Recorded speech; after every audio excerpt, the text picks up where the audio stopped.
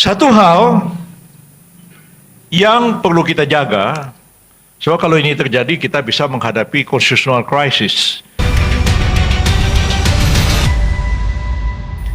Satu hal yang perlu kita jaga, sebab kalau ini terjadi kita bisa menghadapi constitutional crisis, menghadapi kebuntuan konstitusional yang tidak ada jalan keluarnya. Yang harus kita jaga, jangan sampai ada paslon memborong semua partai, sehingga hanya ada calon tunggal. Sebab kalau pasangan calon itu hanya satu, itu nggak ada mekanisme pelaksanaan pemilunya. Ini kelemahan para penyusun amandemen UUD 45 yang mengasumsikan pasangan calon presiden itu lebih daripada dua pasang.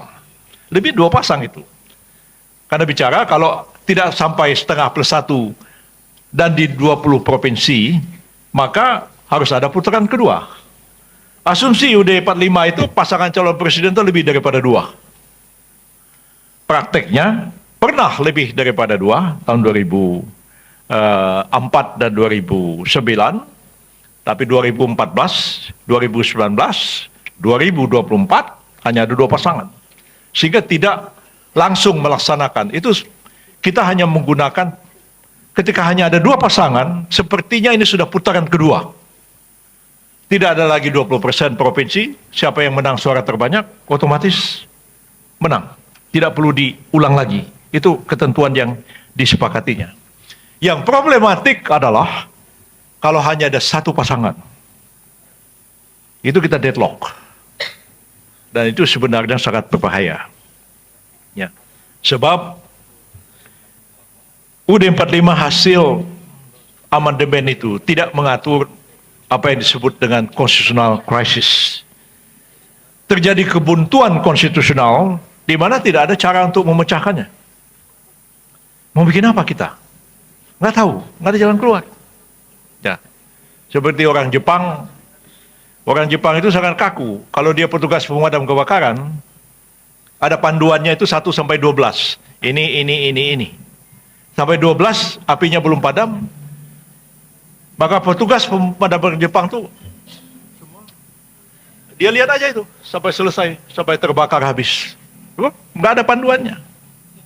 Dan itu orang Jepang begitu kakunya. Ya kalau kita ya 1000 akal adalah caranya bagaimana kita kan. Kalau orang Jepang enggak. Selesai. Dia udah. Dibiarkan aja api. Udah nggak ada jalannya. Nah, kita ini bisa menghadapi constitutional crisis kalau pasangan cuma satu. Sebab ya masa jabatan presiden itu 5 tahun. DPR 5 tahun, MPR juga 5 tahun. Begitu habis masa jabatannya, tidak ada lembaga apapun yang dapat memperpanjang masa jabatan presiden, dan tidak ada lembaga apapun yang dapat menunjuk pejabat presiden. Beda dengan tahun 67.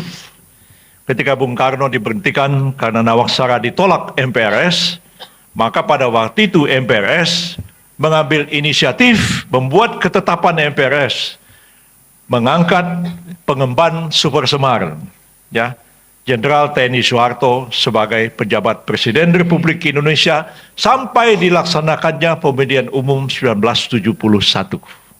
Sekarang MPRS nggak punya kewenangan seperti itu. Jadi kalau jam 12 malam tanggal 20 Oktober tahun 2024 kemarin tidak ada presiden baru, kita mengalami constitutional crisis. Nggak ada jalan keluar. Ya. Karena triumvirat yang 3 orang menteri itu juga bubar dengan sendirinya. Karena habis masa jabatannya bersamaan dengan masa jabatan presiden.